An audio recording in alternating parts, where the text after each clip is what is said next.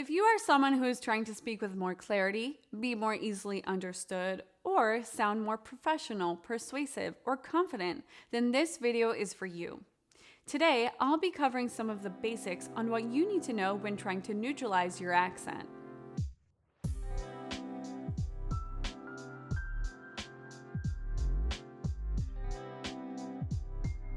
To start things off, you'll want to identify your goal, accent, or sound.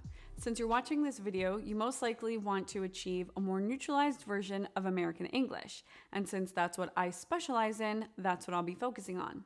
This is also commonly referred to as a general American accent, broadcaster's English, or non-regional diction, which means you can't quite tell where you're from when you're speaking.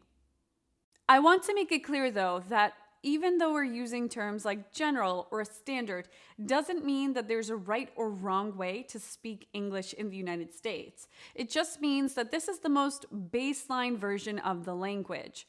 We all have an accent, and it's usually shaped by where we're from, where we grew up, who we socialize and spend the most time speaking with.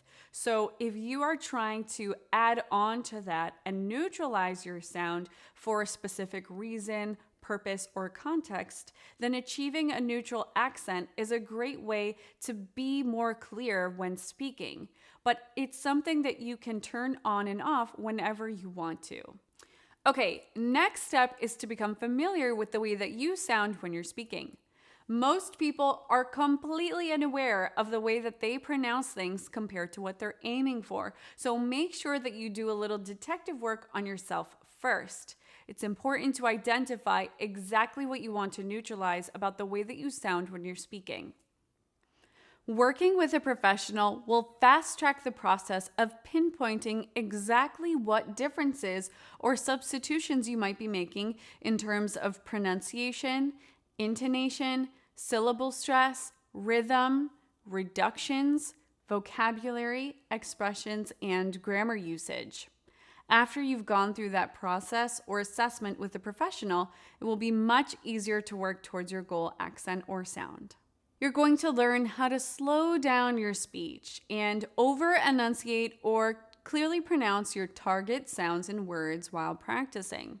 You'll also need to learn how to carry over intonation patterns into natural speech and conversation, and not just while reading from a script.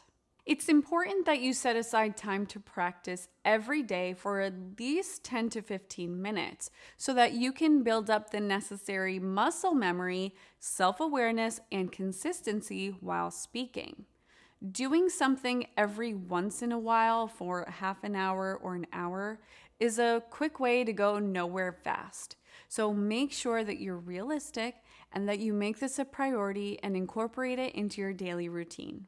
It also helps to have a specific goal or activity that you are working towards, such as an interview or a presentation, because it will keep you motivated to keep practicing each day. Okay, so that covers all of the basics. Hopefully that gave you some insight into the process, but if you're interested in learning more or are seeking services yourself, then be sure to check out the links down below in the description box where you can learn how to work with me one-on-one. Don't forget to like this video, subscribe to my channel, and leave me a comment down below with a suggestion or a question you might have about accent training or speaking skills. That's it for me today. I will see you guys in the next one.